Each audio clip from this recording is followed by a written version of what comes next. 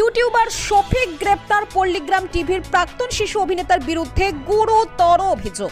এই মুহূর্তে চাঞ্চল্যকর খবর, পশ্চিমবঙ্গের রেজিনগর থানা পুলিশ গ্রেপ্তার করেছে জনপ্রিয় ইউটিউব চ্যানেল পল্লীগ্রাম টিভির প্রাক্তন শিশু অভিনেতা শফিক ও তার এক সহযোগীকে।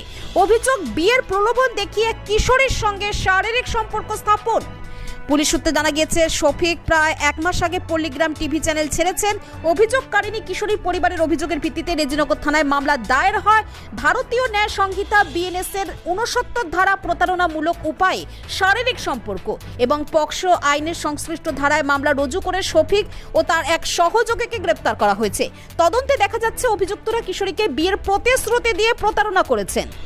পল্লীগ্রাম টিভি, যিনি গ্রামীণ জীবনের কাহিনী নিয়ে জনপ্রিয়, এই ঘটনায় তাদের প্রাক্তন অভিনেতার সঙ্গে সম্পর্ক শেষ হয়েছে বলেই জানিয়েছে। তদন্ত চলছে এবং পুলিশ অভিযুক্তদের ফোন ও ডিজিটাল ডিভাইসের ফরেনসিক বিশ্লেষণ করছে। এই ঘটনা কিভাবে এগোয়, আমরা সেই খবরের দিকেই নজর রাখবো। এই ধরনের